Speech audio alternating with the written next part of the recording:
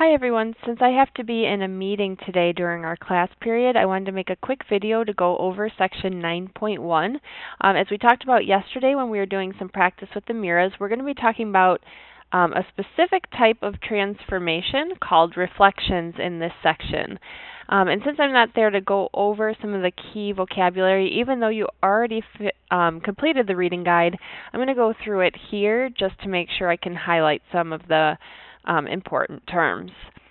So the title of our chapter is Transformations, and all we mean by a transformation is a change in the position, the size, or shape of a figure.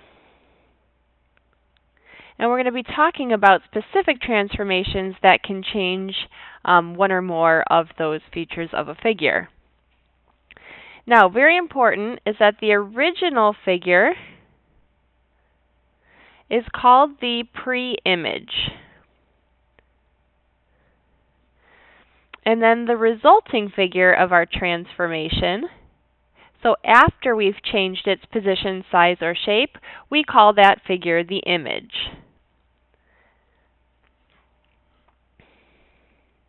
Okay, so all a transformation does is map the pre-image to the image.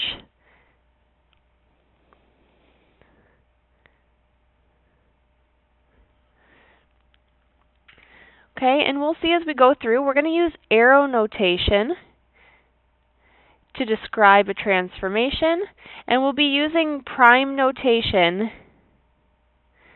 to label our image figures.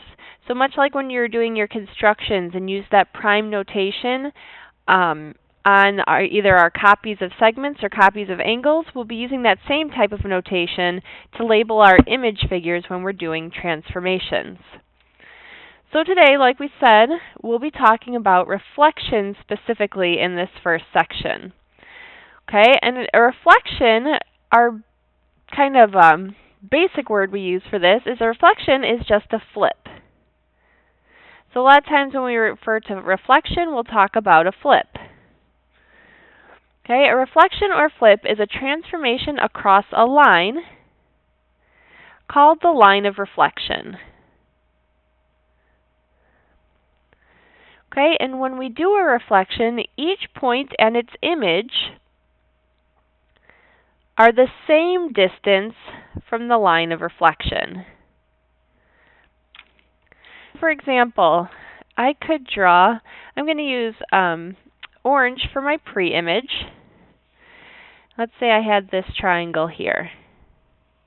And I'm going to name that triangle ABC. And let's say this was my line of reflection. Actually, I'm going to make that pink because that's the color I'll use later on. So here's my line of reflection. So I'm going to label a few things. This figure in orange is my pre-image. This is my line of reflection.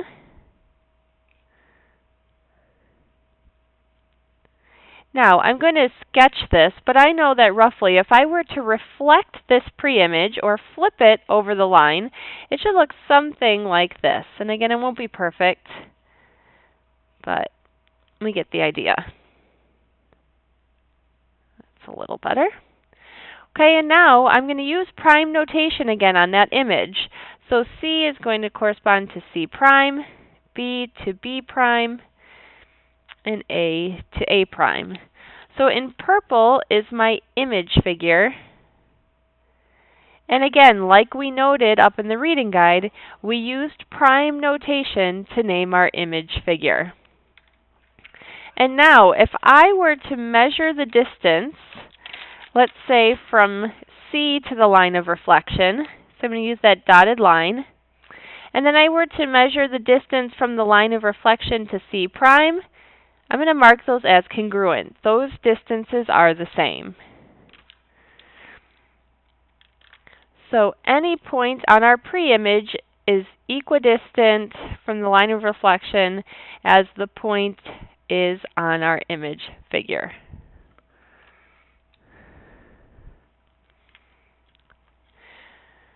Okay, so you could take a look at our targets. Now, our first target we'll keep revisiting throughout the chapter, and that's to be able to distinguish between various types of transformations. Obviously, today we're just focusing on reflections, so we want to make sure we can recognize a reflection when we see it.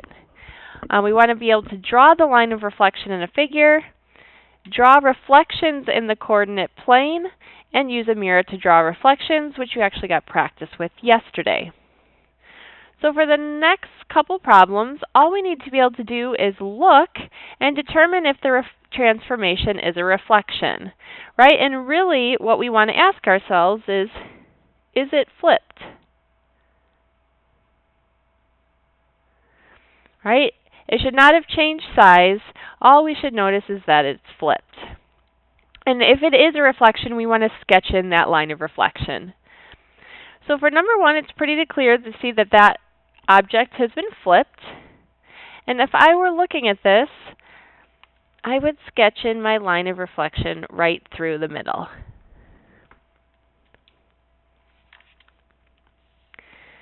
Okay, and so I would say yes. For this case, the object is flipped.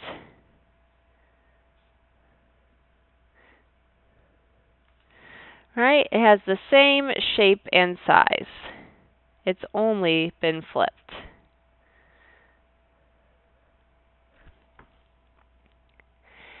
Now, if I look at number 2, right away I notice that the image and the pre-image are different sizes. So I can tell right away that that is not a reflection because our shapes are different sizes.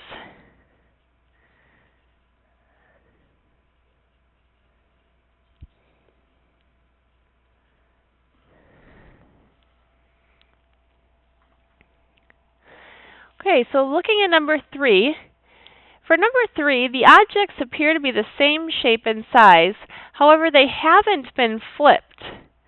So this also is not going to be a reflection, because the objects are not flipped.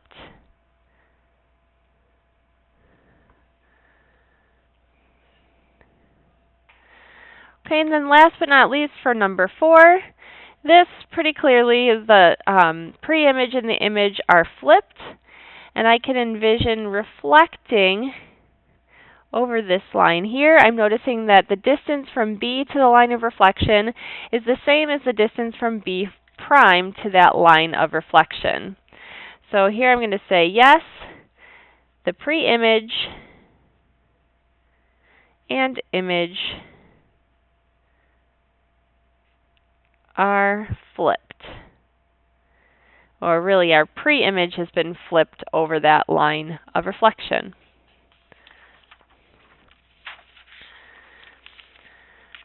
Okay, so that's really just about that first target. Can we recognize these reflections when we see them? So on the next page, we're actually going to do some reflections. First in the coordinate plane and then using the mirrors.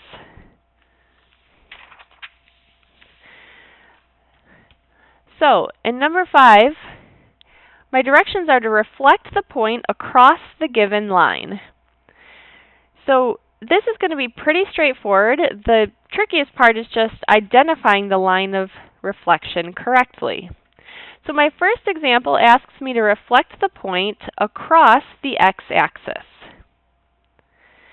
So the first thing that I'm going to do in my diagram to make this easier is I'm going to highlight, and I'm just choosing to use pink, I'm going to highlight that x-axis. So it's clear to me what I'm reflecting over. And now the key here is that we said our image point, which is A, and our my pre-image point, which is A, should be the same distance from the line of reflection as our image point. So I can count down. I know that A is 2 spaces above the x-axis. So I know that my image, A prime, is going to have to also be 2 away on the opposite side. So if I go 1, 2, I can plot my image point right there, and I'm going to name it A prime. So once we've identified that line of reflection, it's just a matter of counting the spaces and making sure that pre-image and image are the same distance from our line of reflection. Okay, so for the next one, we are reflecting now over our y-axis. So here's my y-axis. Now my image is 1, 2, 3, 4 spaces away. And so again, my image point is going to be 1, 2, 3, 4 spaces away on the opposite side of that line of reflection. So I'm going to plot that point and then label it B prime. Now for the next couple, this is probably where the most mistakes are made, with people not being sure how to graph equations that are either x equals and y equals. So here's where it might be helpful for you to remember if you learned Vux-Hoy.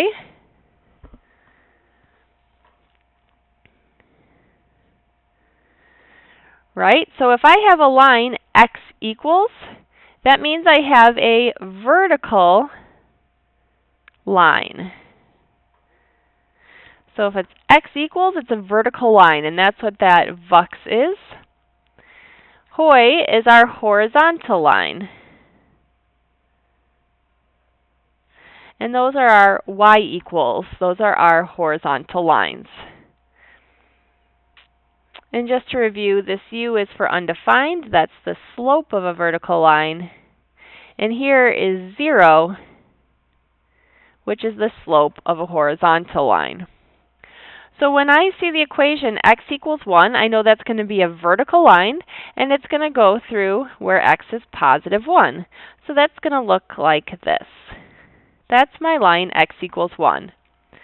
And now once I've got that, again, it's just a matter of counting.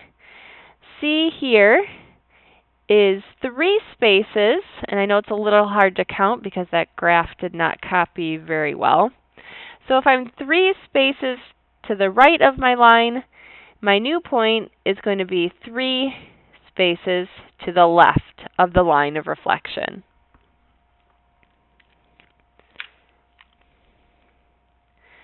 Okay, so for the line y equals 2, now y equals means I have a horizontal line where y equals negative 2. So it's going to go through this point and it's horizontal, so it looks like this. And again, we count. So D is 1, 2, 3 spaces below, so my image point is going to be 3 spaces above. And again, on the image, we always label that using prime notation. All right, last but not least is the line y equals x. And remember, what this equation is telling me is that the y-coordinate is always equal to the x-coordinate. So if you have trouble remembering what this line looks like, just remember that if I pick a point, if my x-coordinate's 1, this rule, y equals x, tells me that when the x-coordinate is 1, the y-coordinate must be 1 as well. So I could plot a point there. When x is 2, my y must be 2.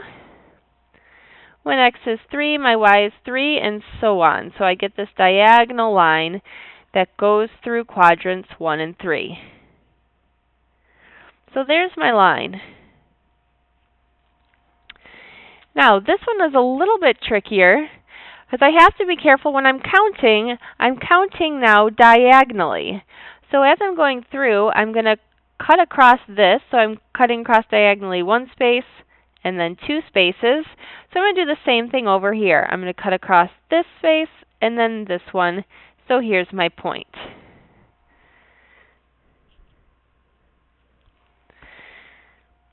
Now, some of you, if you prefer the counting, that's going to be fine. Also, another way to remember how to handle these types of transformations, or reflections, where we're going over y equals x, is to know what it does to the coordinates of that point. So, for example, if we look at our pre-image, the coordinates of that point are 0, 4. When I reflect it over y equals x, you can see that now our coordinates are 4, 0. So what happens is that reflecting over y equals x,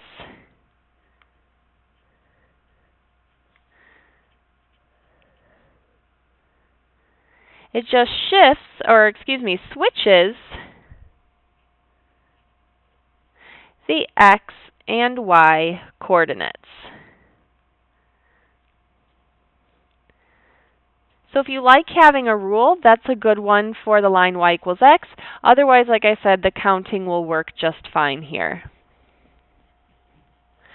So now, most of the time when we're doing reflections, we're not just going to be reflecting a single point, we'll be reflecting a figure. So that's what we're going to look at in number 6. So we're going to reflect the figure with the given vertices across the given line. So here's where we have to be really careful when we're plotting our points. We're going to plot the points of our pre-image, which is what we're given here, and I'm going to do that in orange. Then we'll draw in our line of reflection, and then we'll draw in our image figure. So here we go. Here's my x and y axis. So -2 tells me go 2 to the left, and then stop. So there's my point Q. For point N, I'm going 1 to the left and up 4. And I'm going to label that point. Make sure you label the points on your pre-image as well as your image figure. And then for L, I'm 3 to the right and up 1. So if I connect the dots here, I'm looking at a triangle for my pre-image. So that's part 1. I've got my pre-image drawn.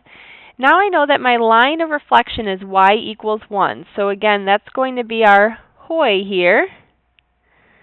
So I know I have a horizontal line. So I'm going to go where y is equal to 1, which is right here. There is my line of reflection at y equals 1, and now I just have to locate my image points. So I'll start with Q. Since Q is 1 below my line of reflection, I know that Q prime is going to be 1 above. So there's Q prime. N is 1, 2, 3 spaces above, so N prime will be 3 spaces below. And now the interesting thing here with L, since L is on the line of reflection, the pre-image is also going to be the image point. L and L prime are the same points. And so now I just connect the dots of my image figure. And so what you'll notice essentially is that when I reflected it, everything that used to be below the line of reflection is now above, and everything that used to be above here has been reflected below that line. And so this might be a good time to maybe pause the video and try one on your own. If you feel like you still need a little support, just watch this one, and then you'll have plenty to practice in the homework. So let's first plot our pre-image figure.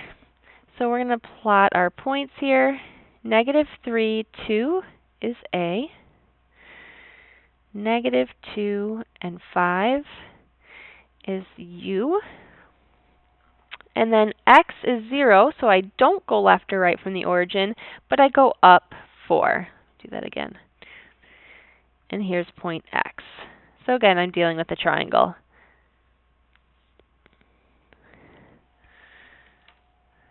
Okay, so now we're going over the line y equals x. And remember, that's the line that cuts diagonally through our first and third quadrants.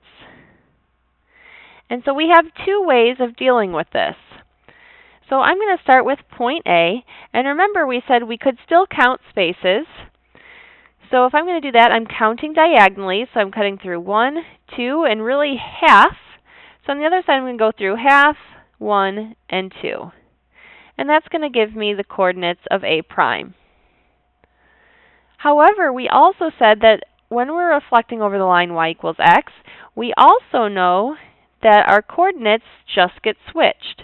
So A prime should be 2, -3. And I can check that I did this correctly then. Here's my origin. 2, -3 tells me right 2 and down 3. And you can tell that either way gets us the same point. So I'm just going to work with flipping these. And so I get 5, -2 for U. Here's 5, -2 is u prime. And then for x, our new coordinate now is going to be 4, 0, which tells me 4 to the right, and I don't go up or down. Here's x prime. And again, even if I had counted, I would go diagonally 2 spaces. Going diagonally 2 spaces in the other direction would get me to the same point.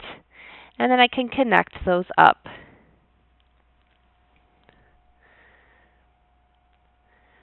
Okay, so as far as reminders, I would be very sure to always name or label both the pre-image and image figures.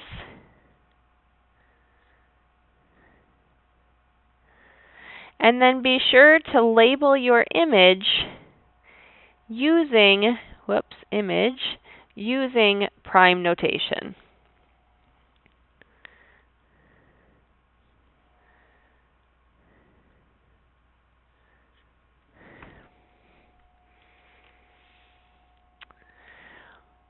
Okay, so the only other thing you need to be able to do, these are our reflections in the coordinate plane.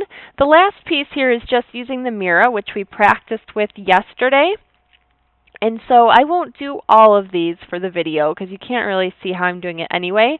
The biggest thing to note is when we're using a mirror to draw the reflection across a given line, you want to make sure that you take the edge of your mirror and actually line it up on top of that line of reflection. So in order to correctly reflect this, I'm going to move the edge of my mirror until it's on top of the line of reflection. Then I can look through and do my best here at reflecting this figure.